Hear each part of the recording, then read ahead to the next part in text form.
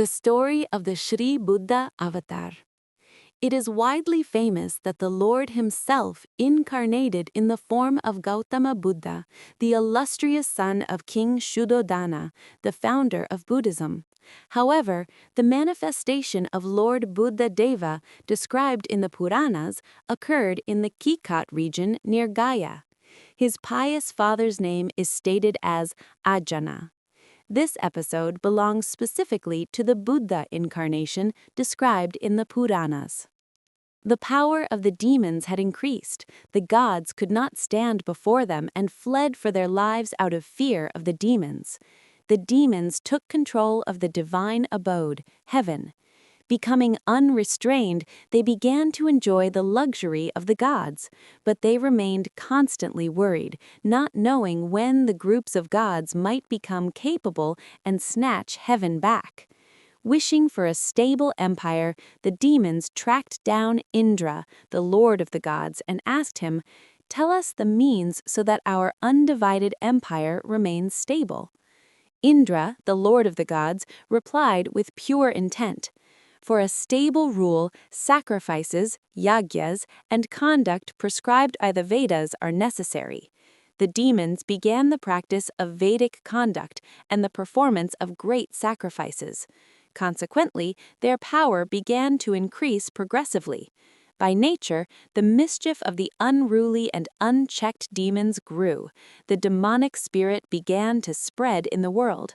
Helpless and without remedy, the distressed gods went to Shri Vishnu, the Lord of the universe. They made a pathetic prayer to him. The Lord gave them assurance. The Lord assumed the form of Buddha.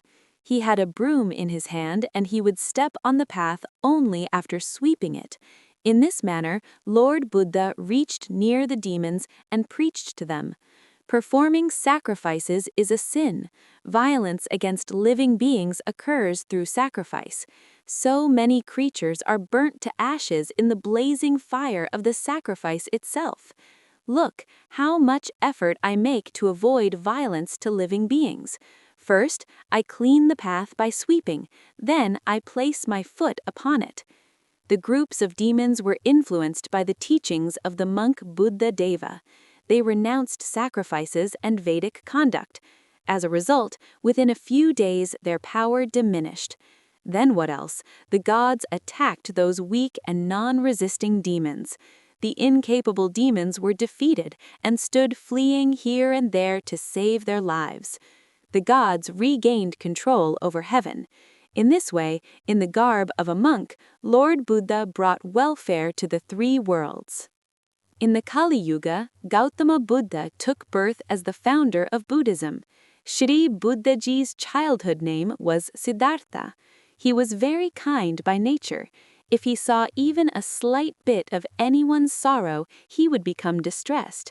This is why such arrangements were made by his father, King Shuddhodana, in the kingdom that no sorrowful incident should come into his line of sight. But despite all this, by divine chance, one day, suddenly seeing a sick man, after a few days an extremely old man, and later a corpse, his soul shuddered, and from that day he became detached from the world. This indifference of his bothered his parents, and to entangle him in the worldly illusions, they married him to a very beautiful girl named Yashodhara, and in time, a son named Rahul was also born to Siddhartha. But the indifference did not fade, rather it kept increasing. Consequently, rejecting his dear wife Yashodhara, newborn son Rahul, his affectionate father King Shuddhodana, and the prosperous kingdom, Gautama set out from home while still in his youth. Mere logical, intellectual knowledge was not capable of satisfying him. He had to achieve victory over disease, old age, and death. He desired eternal life, immortality. He went to famous scholars and arrogant masters of scriptures, but he did not find satisfaction there. Becoming disappointed with hermitages and scholars, he came to the forest near Gaya and began performing penance. In winter, summer, and rain, Buddhaji remained sitting steadily on his platform under a tree. He had stopped all kinds of food. Due to long-term penance, the flesh and blood of his body dried up, only bones, veins, and skin remained. Gautama's patience was unshakable. What pain is, he did not even experience it. But he was not obtaining his desired goal.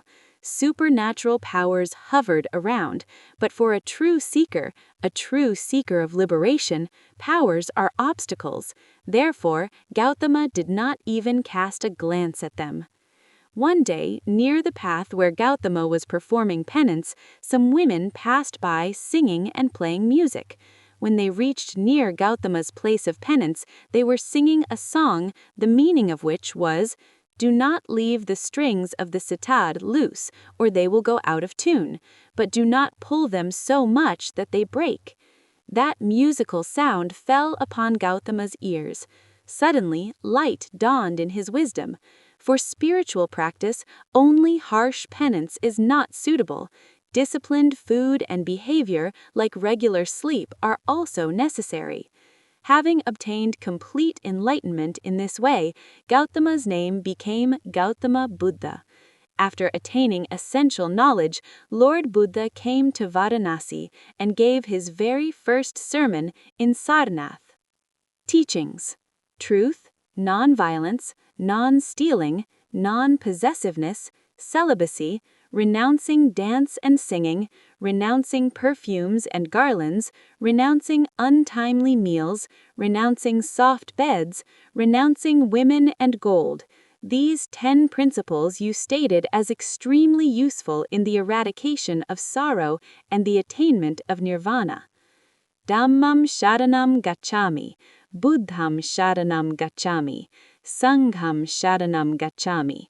This is the mantra of seeking refuge in Buddhaji.